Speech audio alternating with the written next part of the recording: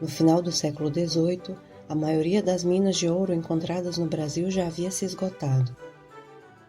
A mineração, que por um tempo havia se tornado a principal atividade econômica, entrava em decadência.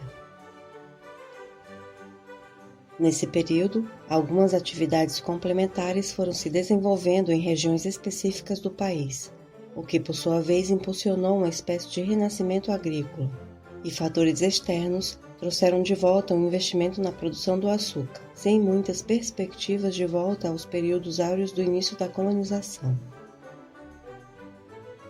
Sendo assim, o Brasil passava por uma crise em sua economia, que ainda era baseada na atividade agrícola exportadora e escravista, sem um produto de grande expressão que substituísse a cana-de-açúcar. Mas em meados do século XIX, este cenário mudaria. Uma demanda do mercado internacional alçaria o café ao papel de protagonista da economia brasileira. As primeiras mudas de café chegaram no Brasil em 1727 e foram plantadas na região norte do país. Em 1781, se expandiram para a região sudeste, onde iniciariam o período de maior prosperidade do chamado ciclo do café, tornando o produto o carro-chefe da economia brasileira no século XIX. O Vale do Paraíba, um acidente geográfico localizado entre as cidades do Rio de Janeiro e São Paulo, foi a primeira grande região da cultura do café. Em torno das fazendas que se estabeleceram lá, nasceram várias vilas e povoados. Diferente do açúcar, as fazendas do café exigiam um menor investimento em equipamentos mais complexos e caros para sua manutenção, embora tivessem um retorno mais demorado, já que cada pé de café levaria em torno de 4 anos para se tornar produtivo. A vinda da família real portuguesa para o Brasil em 1808 foi um importante fator para o desenvolvimento da economia cafeeira, com a abertura dos portos e posteriormente a promoção do Brasil ao Reino Unido de Portugal. As plantações de café se espalharam ainda mais para outras regiões e os fazendeiros lucraram fortunas com as exportações, fazendo surgir no país o chamado Grupo dos Barões de Café. Os barões do café chegavam a ter tanto poder que influenciavam inclusive em questões políticas e sociais do Brasil. E a importância do produto era tanta que havia uma rama de pé de café estampada na bandeira do Império do Brasil, quando proclamada a independência.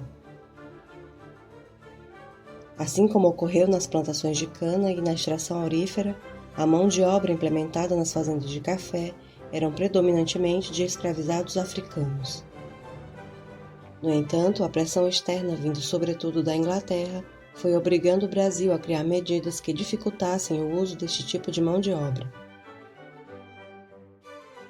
A partir de 1850, com a promulgação da Lei Eusébio de Queiroz, o tráfico de escravos é proibido e alguns produtores iniciam as primeiras tentativas de trazer os imigrantes europeus para trabalhar como mão de obra assalariada.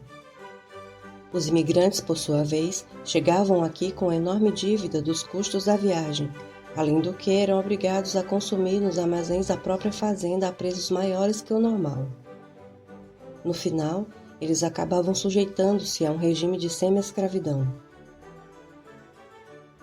Em 1888, aprovada a Lei Áurea, a substituição pela mão de obra assalariada foi feita em definitivo, e o número de imigrantes europeus, principalmente vindos da Itália, aumentou consideravelmente no Brasil.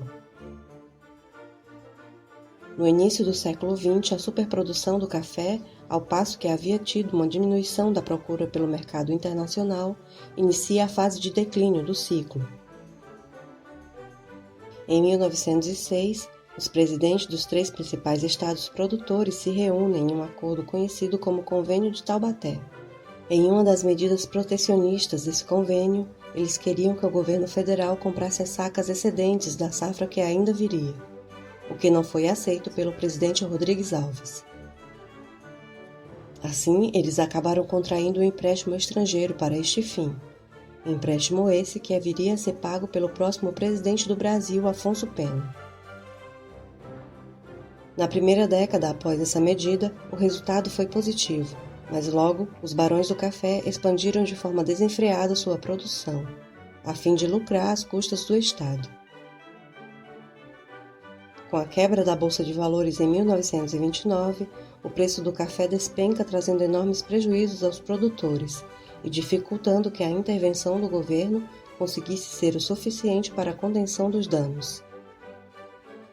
Os barões do café perdem sua exclusividade no domínio da política nacional, e os demais grupos oligárquicos passam a se destacar.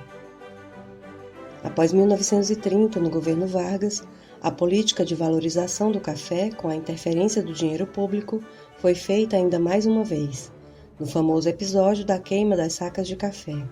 Mas logo, o incentivo às atividades urbanas faria com que o Brasil investisse na industrialização do país, e a necessidade de manter um único produto agrícola como principal responsável para a manutenção da economia não mais seria necessário. O café teve um importante papel na industrialização e desenvolvimento de São Paulo. Foi também um produto que impulsionou a construção de ferrovias no país, já que a malha ferroviária era o meio mais fácil e rápido do escoamento do produto para os portos.